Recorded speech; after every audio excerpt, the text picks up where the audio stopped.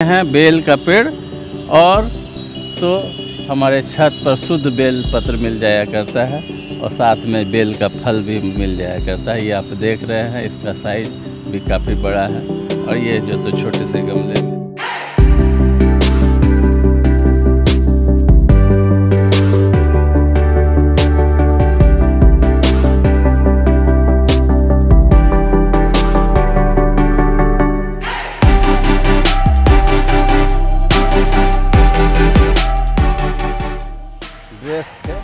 जैसा आपको दिख रहा होगा, ये गुजरात के। प्रणाम, मैं हूं देवांशु। ये ज़माना जो है ना वो खेती के साथ साथ छत पे खेती का है। छत पे खेती का इसलिए है क्योंकि जगह जो है वो वक्त के हिसाब से कमता जा रहा है और शहरों में खासकर अगर आप अच्छा खाना चाहते हैं, अच्छी सब्जियां चाहते हैं तो आपको ना छत पर सब्जियां उगानी होगी। और आज हम एक ऐसे टेरेस गार्डन पर आए हैं जिसे मतलब कैसे गुलाम सरवर जी हैं जो साथ में आपको दिख रहे होंगे।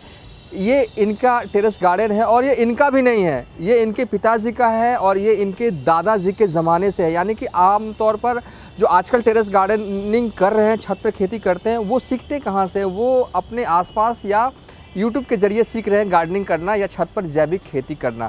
लेकिन गुलाम सरवर ने किसी यूट्यूब से नहीं सीखा गार्डनिंग करना, इन्होंने गार्डनिंग करना सीखा है अपने दादा के ज़माने से। और ये बता रहे थे कि 1970 से तो ये खुद इस गार्डन की देखभाल कर रहे हैं और इनके दादा जो है कई साल पहले, यानी कि जब टेरेस गार्डनिंग का कोई कॉन्सेप्ट नहीं था इस इलाके में, खासकर हम हैं बिहार की राजधानी पटना से 350 किलोमीटर दूर पूर्णिया में, और पूर्णिया में छत पर खेती वाला कोई कॉन्सेप्ट नहीं था। तब इनके दादाजी छत पर सब्जियां उगाया करते थे और उसी लिगेसी को उनके बेटे और अब गुलाम सरवर कंटिन्यू कर रहे हैं और छत पर खेती करते हुए नज़र आ रहे हैं, जैविक खेती। हम इनसे इस वीडियो में टिप्स जानेंगे कैसे ये जैविक खेती करते हैं, इनका अपना क्या तरीका है। ये बहुत ही यूनिक वीडियो होने वाला है क्योंकि इन्होंने सीखा नहीं है। ये बहुत कहते हैं ना कि पिताजी और दादा परदादा के ज़माने से छत पर खेती चलती आ रही है, तो इनका जो तरीका है वो बहुत ही बहुत ही यूनिक है, बहुत ही ख़ास है और आपके लिए जानना बहुत ही ज़रूरी है कि जैविक खेती छत पर की कैसे जाती है। तो चलिए over to you Ghulam Sarwar ji, अब बताइए, आपको ये फेवरेट प्लांट है जो कि तो इसके बारे में बता दीजिए। आम भाषा में इसे पत्थर चूर कहा करते हैं, जिसको किडनी में पत्थर हो जाए 5 mm तक, अगर इसको लगातार 40 दिन तक सुबह खाली पेट खाएं तो आपका पत्थर फिर दोबारा अल्ट्रासाउंड कराने के बाद पत्थर दिखेगा नहीं। इसे पत्थर चूर भी कहते हैं। हाँ, ये इनका फेवरेट प्लांट है। चलिए अब हम ऐसे ऐसे प्लांट्स को भी देखेंगे जो आमतौर पे छत पर नहीं होते हैं। ये ना आमड़ा, हाँ ये आप देख रहे हैं आमड़ा, हाँ। जो अचार बनता है आमड़े का। तो आमड़े के 2 तरह का आमड़ा हुआ करता है, एक मीठा एक खट्टा। ये जो आप आमड़ा देख रहे हैं ये खट्टा आमड़ा है और मीठा आमड़ा मैं आगे बताऊंगा। अच्छा, ये खट्टा आमड़ा है जो कि आमतौर पर इस्तेमाल होता है सब्जियों में, या इसका अचार ज़्यादा उपयोग होता है बनाने में। और ये सब प्लांट्स देख रहे हैं, बोनसाई भी नज़र आ रहा है। ये देख रहे हैं, ये पाकड़ है, पाकड़, बड़ पीपल पाकड़। हाँ, पाकड़ हुआ करता है, ये पाकड़ है।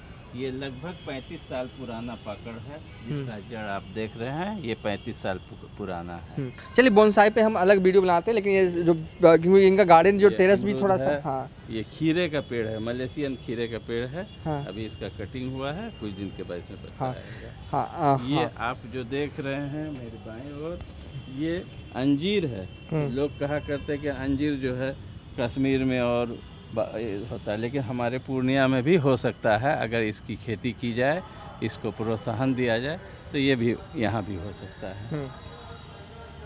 और ये तो गुलाब है, देसी गुलाब है, ये हरसिंगार है। ये ऐसा फूल है कि पूजा में सब फूल पेड़ से तोड़ कर किया जाता है, लेकिन ये फूल गिरा हुआ जो होता है दुर्गा पूजा में इसका इस्तेमाल होता है। चलिए फूल भी खूब लगे हुए हैं, गुलाब के बहुत शौकीन लग रहे हैं आप। ये जो है मीठा आमड़ा है, मीठा आमड़ा, वहाँ हमने दिखा खट्टा आमड़ा, ये मीठा आमड़ा है। अब कुछ फल जो है लुप्त हो रहा है प्राय। ये तूत है। अब तूत आजकल ना बाजार में मिलता है ना पेड़ कट गया, लेकिन मैं संजो के रख रहा हूँ कि बच्चे जाने कि तूत का पेड़ कैसा होता है, तूत कैसा होता है, वरना किताबी चीज़ होके रह जाएगी। ये गुलाब जामुन है, जो कि जिस प्रकार से गुलाब जामुन मिठाई होता है उसी प्रकार का इसका कलर होता है गुलाब जामुन का। ये 2 कलर का फल होता है, ये और ये मिला करके ये साइज का गुलाब जामुन होता है। ये देख रहे हैं आलू बुखारा है, ये खिरनी है। खिरनी मीठा फल होता है और पहले जो है आम में स्टम्प जो बांधते थे, खिरनी का पेड़ आम के बगान में हुआ करता था, उसके साथ मिला के स्टम्प बांधा करते थे, समझे ना।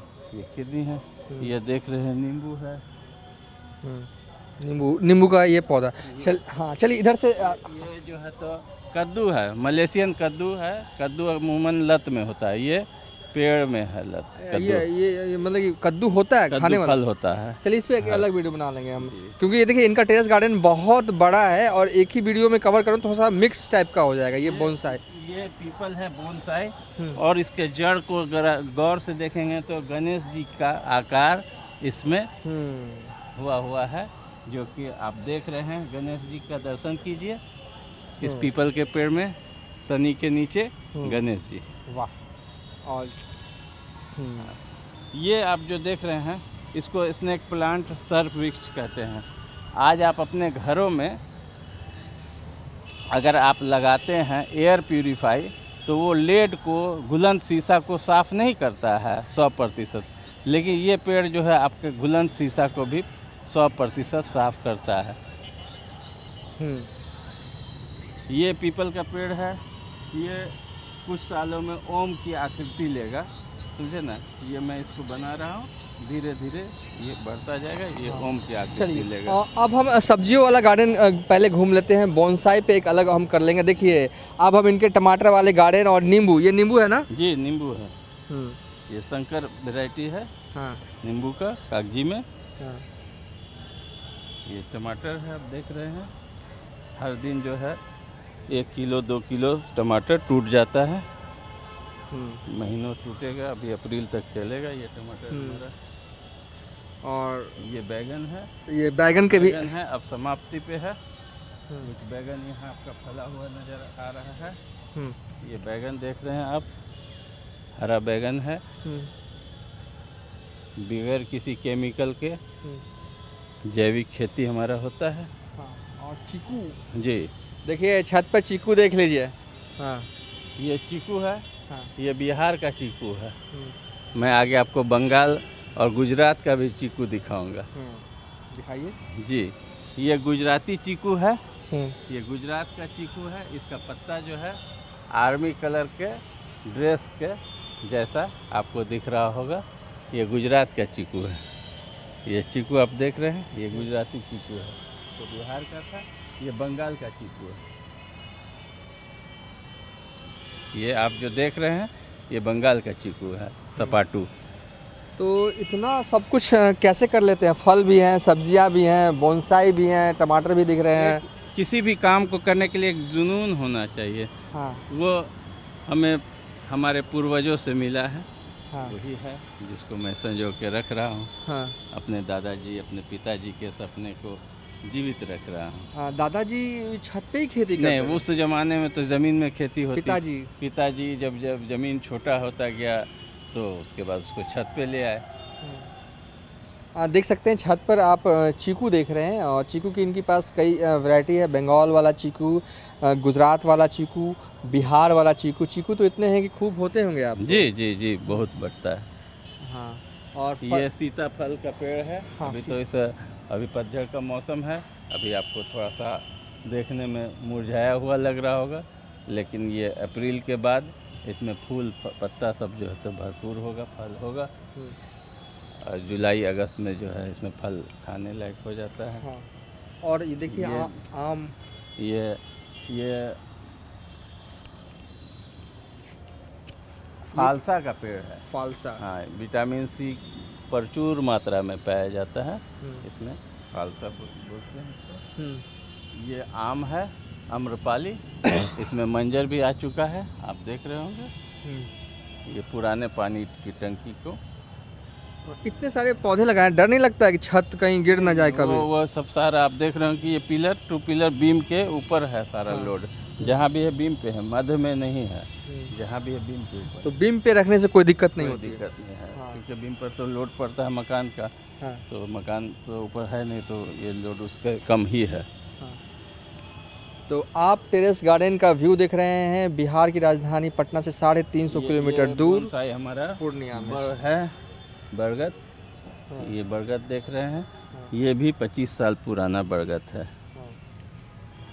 तो ये गुलाम सरवर जी का हम टेरेस गार्डन आपको घुमा रहे हैं, और बेसिकली हमने जल्दी में घुमाया क्योंकि इनका टेरेस गार्डन जो है वो बहुत बड़ा है। एक और वीडियो हम बनाएंगे जिसमें कि ये हमें बताएंगे कि मिट्टी तैयार की कैसी जाती है। अगर मैं पूछूं कि कैसे आप करते हैं क्या, तो क्या बताएंगे आप?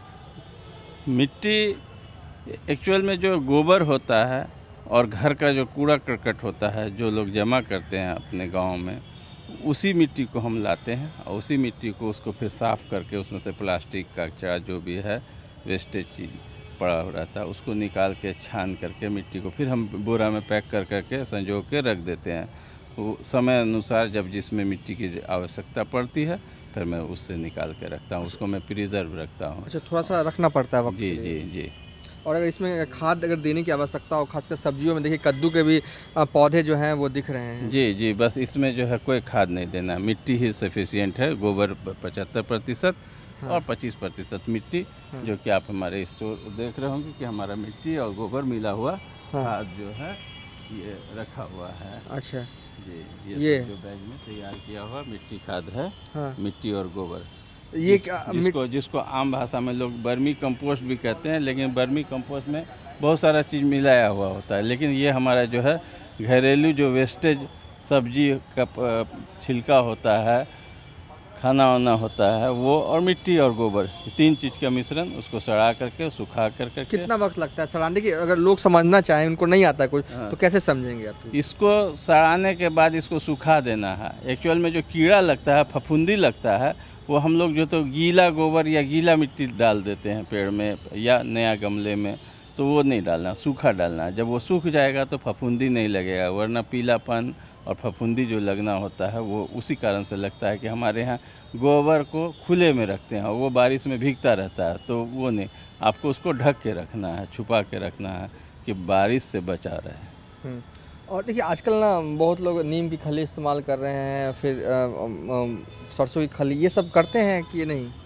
कुछ फूलों में ठंडे के सीज़न में हम नीम की खली और तोरी की खली, सरसों की खली वो इस्तेमाल करते हैं। जब ठंड के मौसम में उसको गर्मी की आवश्यकता होती है तो वो देते हैं। अच्छा, सब्जियों में जैसे कि आपने टमाटर लगा रखे हैं, कद्दू लगा रखे हैं, तो इन सब चीज़ों में आपने सिर्फ गोबर और मिट्टी वाला? मिट्टी केवल। लेकिन एक बात बताइए कि ये कद्दू का कहाँ गया? कद्दू किस उस साइड था? हाँ, कद्दू स्क्रीन पर हम आपको लेके जाते हैं थोड़ा।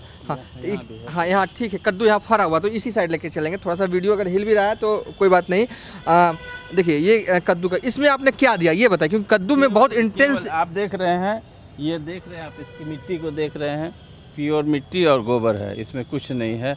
आप सूंघ करके भी देख सकते हैं, इसमें कोई जो है मिश्रण किसी भी प्रकार का कोई रासायनिक इस्तेमाल नहीं होता है। जब हम रासायनिक इस्तेमाल करेंगे तो रासायनिक चीज़ तो बाज़ार में मिल ही रहा है, फिर शुद्धता कहाँ रहेगी? हाँ, तो ये कद्दू अपने आप हो जाएगा, इतना में हो जाता है। लेकिन है। मैंने देखा है कि कद्दू एक ऐसा प्लांट है जब छत पे उगाने जाते हो ना, जिसमें बहुत मेहनत लगती है और होता भी नहीं। नेनुआ बहुत आसान है, तोरी की सब्जी बहुत आसान है नेनुआ होना, लेकिन कद्दू में मुश्किल आती है। उसको बहुत, मुझे ऐसा लगता है कि बहुत पावर की ज़रूरत है, बहुत एनर्जी की ज़रूरत है। इतनी एनर्जी से काम चल जाता है? नहीं, तो प्रत्येक वर्ष जो तो मैं मिट्टी नया चेंज कर देता हूँ, मिट्टी उसको जो है तो हर साल चेंज करना होगा।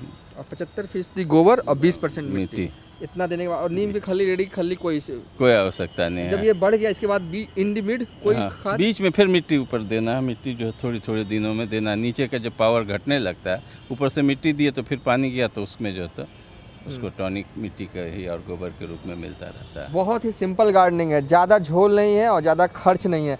ये चीकू के लिए क्या करते हैं? चीकू आम फलों के लिए क्या करते हैं आप? आम फलों के लिए भी वही हमारा मिट्टी और गोबर। बहुत लोग बोलते हैं कि ये डालो वो डालो, हम कोई नया प्रयोग नहीं करना चाहते हैं। हाँ, कोई नया प्रयोग करना नहीं चाहते हैं, जो कर रहे हैं वही आपके लिए सही है। लेकिन देखिए कहा जाता है गोबर में NPK होता है, और भी चीज़ों की रिक्वायरमेंट होती है, मतलब जो हमने सुना है जाना है, कैल्शियम की रिक्वायरमेंट होती है। वो सब चीज़ों के लिए देने के लिए आप क्या करते हैं? कुछ नहीं, कभी जो है हम बोन मिल का इस्तेमाल करते हैं। लेकिन वो बाजारू बोल में हमारे यहाँ घर में मछली आता है, मछली का जो छिलका होता है उसको हम सड़ा देते हैं, मिट्टी में डाल के मिला करके वो मछली के मतलब के जो छिलका है मछली जो बनता है उसको, मछली का कांटा जो होता है या मटन आया चिकन आया उसका हड्डी होता है वो सब जमा करके रखते हैं, उसमें नमक डाल देते हैं, उसको गला देते हैं, उसको हम देते हैं कैल्शियम के रूप में। अच्छा, हड्डियों में जैसे कि है कि फिश के हड्डियों चाहे वो मटन की हड्डियों में नमक डाल देते हैं, ढक देते हैं, कितने दिनों में वो हो जाता है? हम साल भर ढक के रखते हैं, नेक्स्ट ईयर जो है तो उसको इस्तेमाल करते हैं, फिर एक ड्रम में साल भर का जितना होता है जमा होता रहता है, फिर नेक्स्ट ईयर उसका इस्तेमाल होता है। अच्छा, ये नया दिख रहा है, अगर जो लोग नॉनवेज खाते हैं वो जो हड्डियाँ फेंके ना उसको मिट्टी में रख दें ढक के, 1 साल के बाद वो जो है वो बोन मिल बनकर तैयार हो जाएगा। जी जी जी, तैयार हो जाएगा। क्योंकि बाज़ार में बोन मिल जो मिलता है तो वो चूरन रहता है, लेकिन उसमें बालू मिला हुआ होता है, तो वो धोखा होता है। आप तो पूरे पूर्णिया को सिखाते होंगे टेरेस गार्डनिंग? नहीं, जो सीखना चाहते हैं, जो आना चाहते हैं, कहीं से भी आ जाते हैं, तो मैं बता देता हूँ इसमें हमारा जाता क्या है। ज्ञान बांटना जो है ना, खुद में जो है एक शिक्षा है अपने आप को मतलब कि डेवलप करने का। अगर आप अपने आप को छुपा के रखेंगे तो वो एक दिन मृत हो जाएगा। हमारे बात तो लोगों को चाहिए ना। हमारे यहाँ क्या हुआ, जो हकीम और वैद्य थे उन्होंने छुपा के रखा, वो पद्धति जो तो समाप्त होती गई। लेकिन अगर आप उसको बांटते रहिएगा तो वो पद्धति बढ़ती रहेगी। इन्होंने अपने दादा और पिताजी की लेगेसी को बरकरार रखा और गार्डनिंग अभी भी कर रहे हैं, और आने वाली जनरेशन जो है वो भी को आपने सिखा दिया है ना गार्डनिंग करना, वो भी जी जी जी। हमारे बच्चे भी हमारे सेकंड सन जो है उनको भी शौक जग चुका है। जग चुका है। गार्डनिंग ये इसलिए नहीं करते हैं कि इन्हें थोड़े बहुत फल खाने को मिल जाएं और सब्जियां, टमाटर और कद्दू, नेनुआ इनको खाने को मिल जाए, ये बस इनका मकसद नहीं है। ये एक गार्डनिंग इसलिए करते हैं क्योंकि भी हमारा लगा हुआ था, अब समाप्त हो चुका, सीजन ब्रोकली का समाप्त हो रहा। ब्रोकली, फूल गोभी लगाता हूँ। गार्डनिंग ये इसलिए भी करते हैं क्योंकि ये एक परंपरा की तरह मानते हैं इसे, और परंपरा जिसे दादाजी ने शुरू की है टेरेस गार्डनिंग की, इनके पिताजी ने निभाया, अब ये निभा रहे हैं पूरी शिद्दत के साथ, और इनके बेटे भी आगे टेरेस गार्डनिंग की जो है परंपरा है उसको निभाएंगे। तो टेरेस गार्डनिंग इनके लिए एक परंपरा है, घर की परंपरा है, और इसे हर हाल में निभाई जाएगी। बेशक। देखिए, परंपरा कई तरह के होते हैं और इन्होंने टेरेस गार्डनिंग को ही अपने घर की परंपरा जो है वो बना ली है। देखिए, इस सेक्शन में हम घुसे नहीं थे, यहाँ पे भी बहुत सारे टमाटर लगे हुए हैं। गुलाम सरवर जी, बहुत अच्छा लगा आपसे मिलकर, बहुत शुक्रिया। अगली बार फिर कभी पूर्णिया आना होगा तो हम फिर आएंगे, आप वक्त निकालिएगा आप। नहीं, मैं आपके माध्यम से एक पैगाम देना चाहता हूँ कि ये जो पर्यावरण प्रदूषित हो रहा है इसका इलाज क्या है। पेड़ कट रही है, रोड बन रहा है, 4 लाइन 6 लाइन 8 लाइन बड़ी बड़ी इमारतें बन रही है, तो सरकार क्यों नहीं ऐसा नियम बनाती है कि एक इमारत बन रहा है, एक हमारे सामने सदर अस्पताल बन रहा है, इतना सीमेंट बालू का बिल्डिंग बन रहा है, लेकिन उसमें हरियाली क्यों नहीं है? उसमें कितने लोग बसेंगे, उस हॉस्पिटल में कितने लोग रहें, उनको शुद्ध ऑक्सीजन की आवश्यकता है, तो उसके लिए कितने पेड़ की आवश्यकता होगी, तो उसके इर्द गिर्द उसके छत पे कितना पेड़ लगना चाहिए। वरना विदेशों की तरह कुछ देशों में जैसा देखा जाता है वीडियो के माध्यम से कि लोग अपने लिए ऑक्सीजन कंधे पे लेके घूम रहे हैं, और हमने 20 में और 21 में देखा कि क्या हुआ कोरोना काल में। तो शुद्ध वातावरण के लिए ज़रूरी है कि सरकार ये नॉर्म्स बनाए कि हर जगह पेड़ लगाना है। मकान बनाने का नक्शा पास हो तो आप पेड़ लगाने का, ग्रीनिश एरिया, हरा एरिया कितना छोड़ रहे हैं, कितना पेड़ लगा रहे हैं, उसमें कितने लोग बस रहे हैं, ये हमारा एक पैगाम है, सिंपल सा। चलिए, बहुत अच्छा पैगाम आपने दिया कि यानी कि अगर आप नया घर बना रहे हैं तो ये तय कर दीजिए नियम के तहत कि छत पर आपको पौधे है ना 10, 15, 20, 50 लगाने ही होंगे जगह के हिसाब से। फिलहाल इस वीडियो को एंड कर रहे हैं।